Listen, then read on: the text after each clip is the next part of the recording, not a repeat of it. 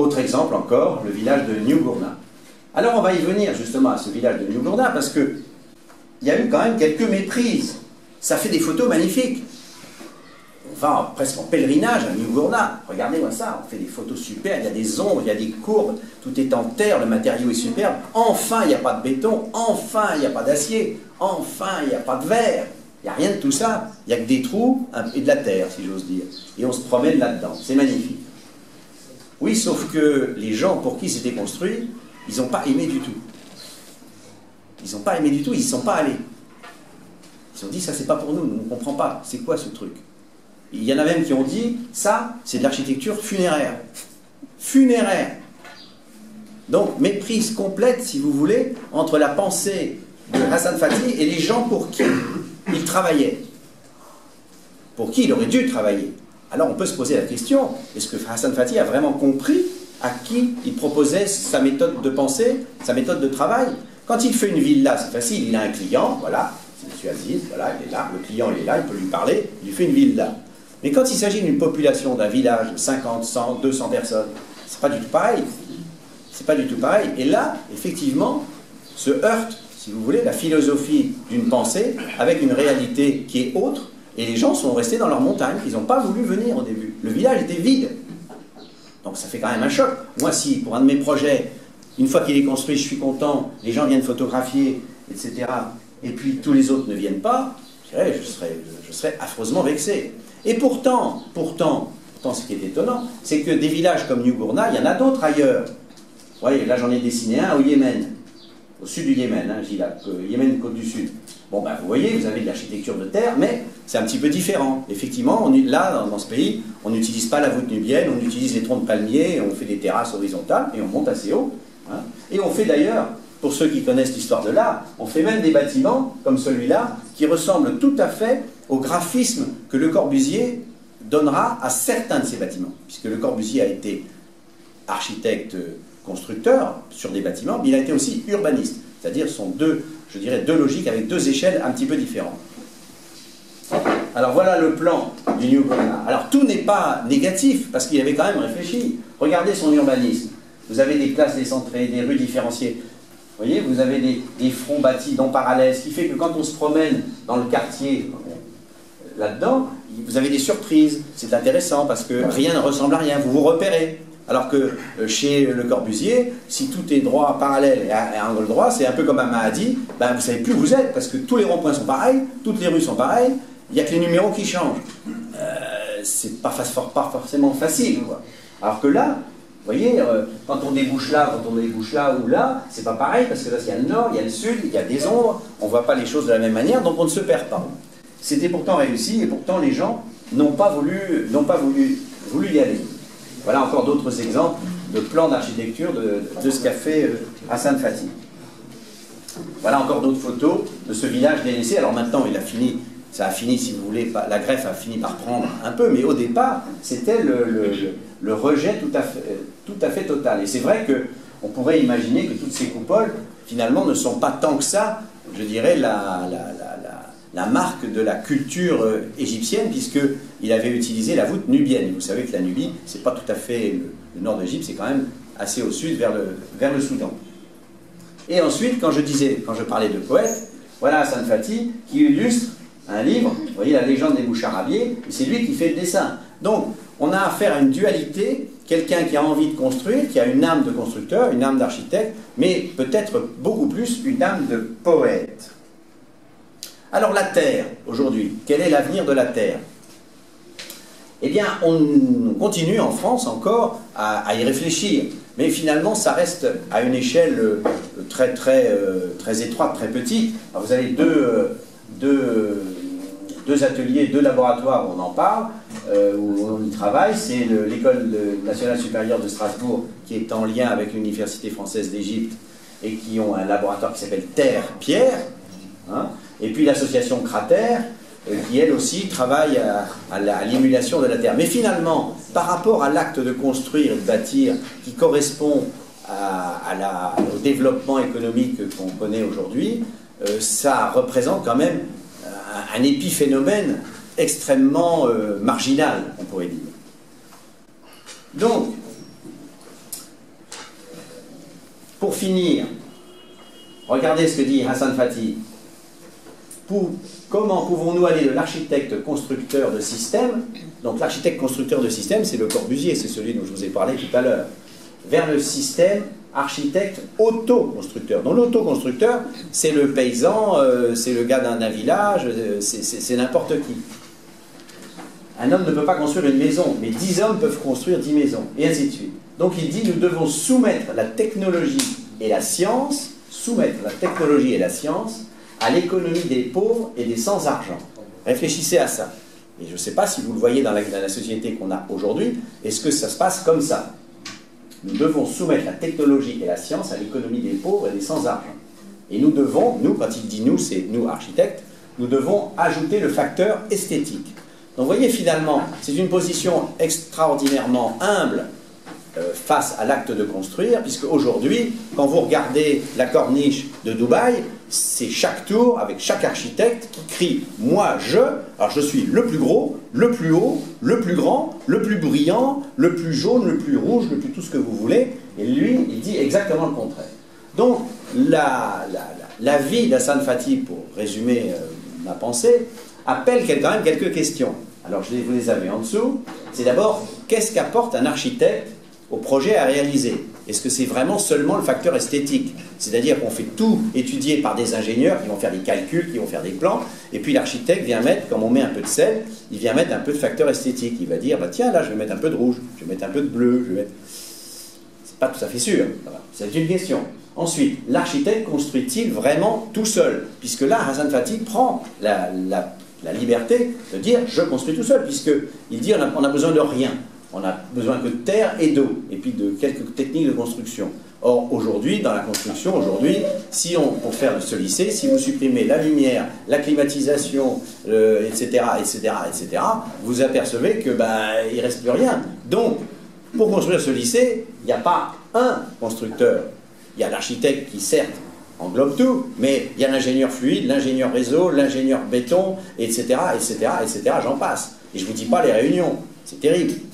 Parce qu'il faut que tout le monde ça s'entende, et je ne vous dis pas en plus les plans, parce qu'il ne faut pas que le tuyau de ventilation d'air chaud, d'air frais tape dans le ventilation d'air vicié, que l'électricien fasse, etc., donc ça devient très compliqué. Donc on ne peut pas construire tout seul. Mais Hassan Fathy prône le contraire. Habitat et vie quotidienne. De quoi rêve le peuple? C'est une vraie question. Hassan Fathy a dit le peuple rêve de ça. Mais c'est pas sûr.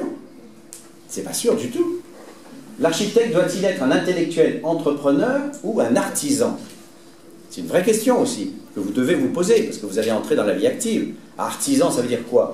Ça veut dire, je suis capable de bricoler dans mon coin et puis à peu près de maîtriser toute l'affaire.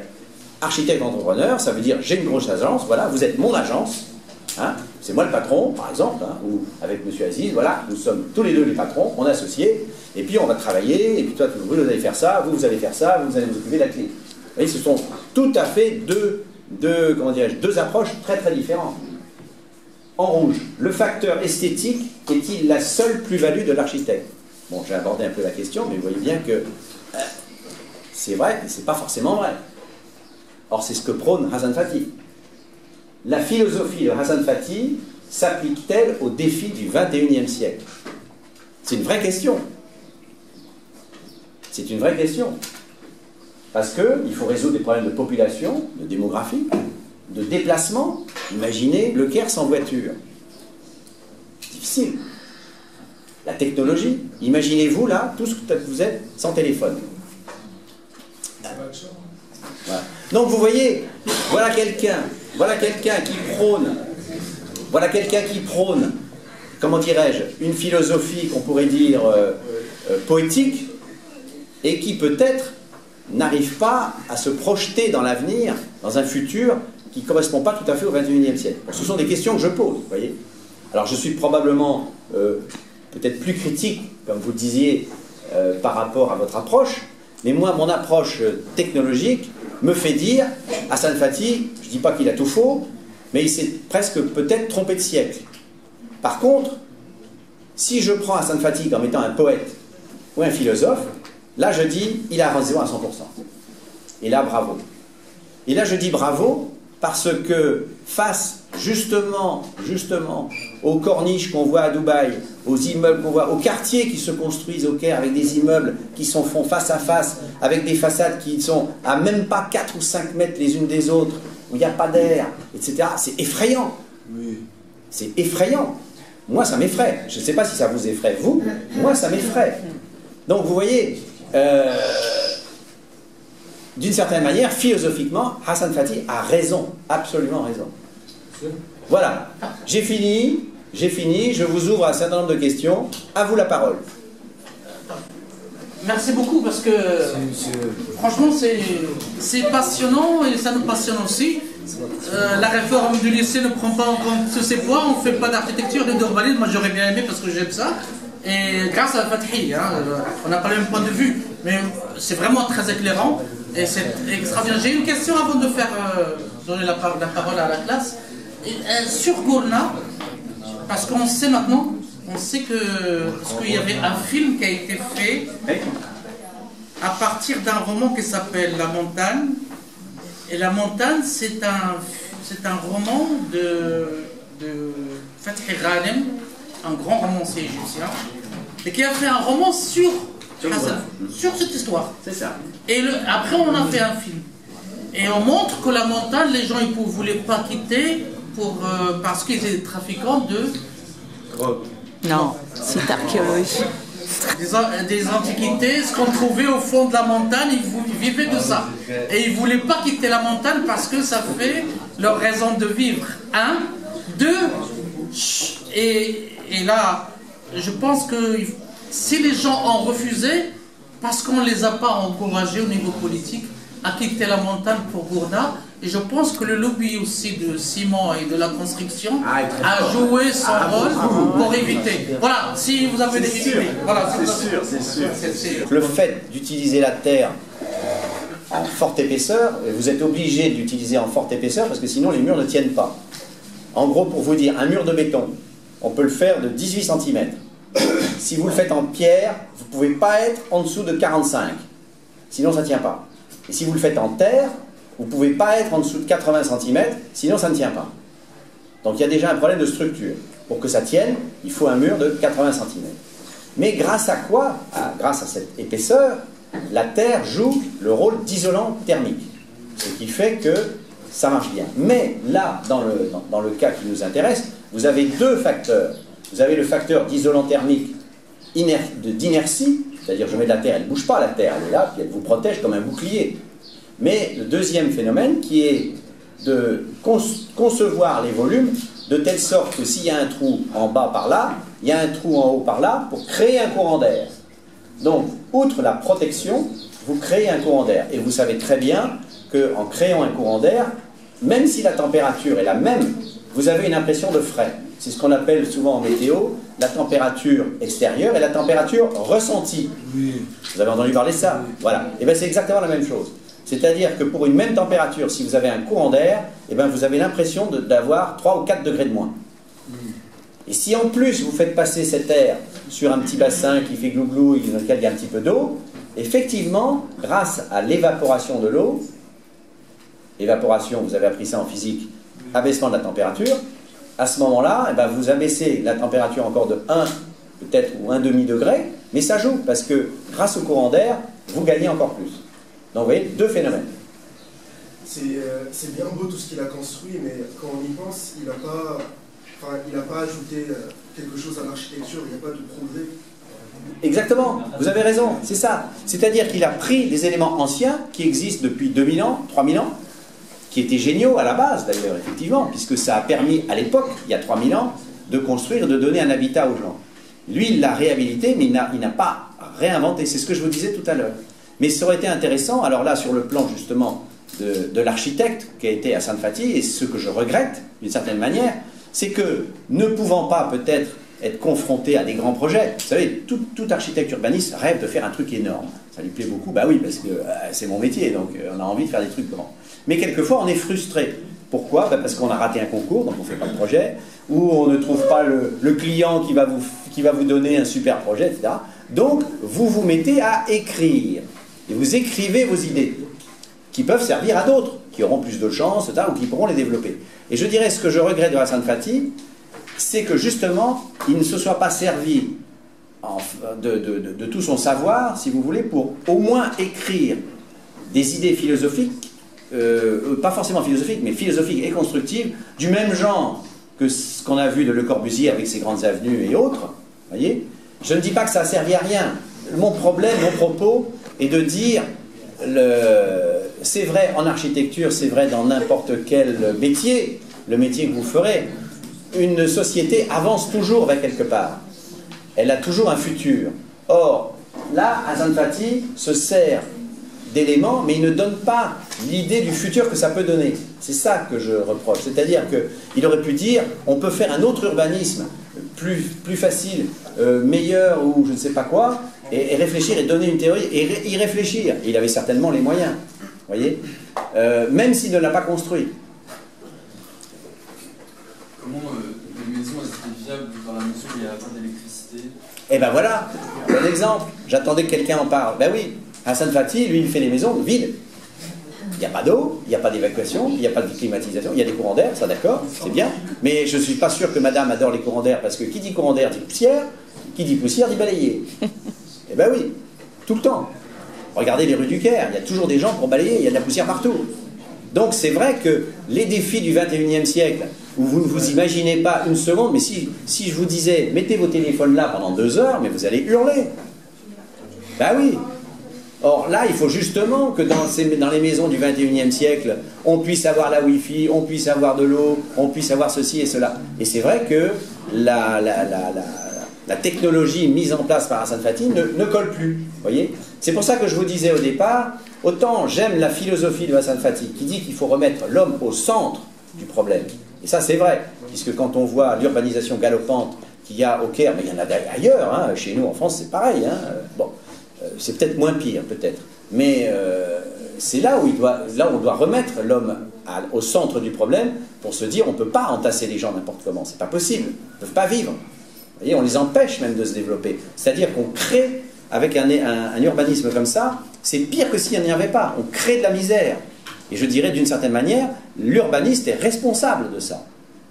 C'est lui le responsable. C'est pas l'homme politique. L'homme politique, c'est pas son métier. Il ne sait pas comment urbaniser quelque chose. Et ça, l'avantage de Le Corbusier par rapport à Hassan Fathy, même si, de vous à moi, je n'aime pas du tout Le Corbusier, parce que justement, il est trop froid. L'homme ne tient pas compte, il n'en tient pas compte. Lisez si vous avez le temps, lisez si vous avez le temps, un livre, c'est étonnant, au moins quelques pages, vous l'avez peut-être au CDI, ça s'appelle De l'urbanisme, de Le Corbusier. C'est terrifiant. Il faut que tout le monde marche droit sur une seule ligne, hein. Personne ne dépasse. Hein. Il est pire que Suisse, quoi. C'est affreux. Vous voyez, donc remettre l'homme, c'est ça le génie de Hassan Fathy. Mais on peut lui reprocher de n'être pas allé assez loin. En fait, quels sont les rôles de la construction en coupole à part la partie esthétique? Ça permet, quand vous avez un espace à construire, vous mettez des poteaux et on se dit comment mettre une couverture. Alors vous avez, je dirais, 2 choix. Ou vous avez des palmiers à côté, vous coupez les palmiers et vous faites des troncs et ça va vous faire une terrasse, ou vous n'avez pas de palmiers, ou vous en avez mais vous voulez les garder parce que vous voulez manger les dattes, ce qui n'est pas idiot, hein, a priori. Donc à ce moment-là, comment faire? Eh bien, si vous mettez des briques à l'horizontale, ça va s'effondrer.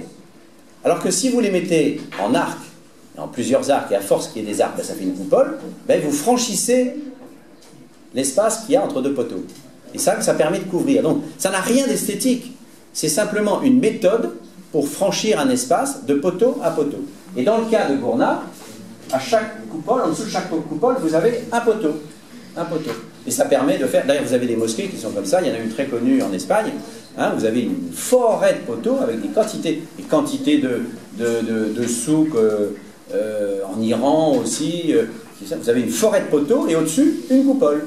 C'est simplement une méthode de franchissement de l'espace. C'est tout. Ben, c'est le coupole qui a donné l'aspect funéraire pour les Égyptiens. Voilà. Parce que voilà. C'est ça qu'ils n'ont pas aimé. Voilà. Parce qu'on n'était pas encore mort et ils veulent nous en voilà. Voilà. Je le trouve pauvre en architecture, puisqu'il n'a rien inventé, même si de son temps, c'était intéressant de revenir. Parce que il faut bien se mettre dans la tête que en 1920-1930, il y avait un développement de l'industrie, même en Égypte, partout, assez important. Donc le fait de revenir en arrière était non pas en soi rétrograde, mais disons permettait d'avoir une vision de la vie assez en opposition avec le courant qui se développait. Et c'est vrai que aujourd'hui, ça paraît évident de parler d'écologie, de parler de tout ça, vous voyez, mais à l'époque, pas du tout. Le Corbusier a donné des idées à l'urbanisme qu'on connaît, j'ai presque envie de dire dans certains endroits, hélas, 3 fois hélas, en France ça pose des problèmes noirs, l'urbanisme de Le Corbusier, avec des cités, avec des bâtiments en béton. Alors là, ils ne sont pas serrés, ça c'est sûr, ils ne sont pas serrés, mais il y a insécurité, il y a tout ce que vous voulez là-dedans, donc c'est je dirais, en France, l'urbanisme de Le Corbusier est un échec total. J'ai bien dit un échec total. Autant que Hassan Fathy a eu son échec avec Gourna. Dans le Parlement du Nigeria, j'avais essayé, avec beaucoup de précautions, parce que j'avais en face de moi, mon client c'était un dictateur. Alors vous voyez, c'est pas très facile, hein. Un vrai dictateur. Non mais c'est pas vrai, je rigole pas. Un vrai dictateur qui s'appelle Sani Abacha, qui a tué je sais pas combien de gens. Ah bah oui, Sani Abacha. Oui, il y a longtemps, il y a 20 ans. D'ailleurs, mon dictateur, il est mort pendant le chantier, donc effectivement, voilà. Il est mort comme ça. Bon, qu'importe. Ce que je veux dire, c'est que le Nigeria refuse absolument alors il a refusé tout élément architectural qui puisse rappeler la tradition ou les traditions du Nigeria. Il a fallu que je ruse comme un malade pour insérer dans l'architecture des trucs qu'il n'y a que moi qui sais, hein, et mon ingénieur béton, qui savons qu'on a fait ça, et bien en fait on a repris un élément de construction traditionnel du Nigeria et on a fait pareil.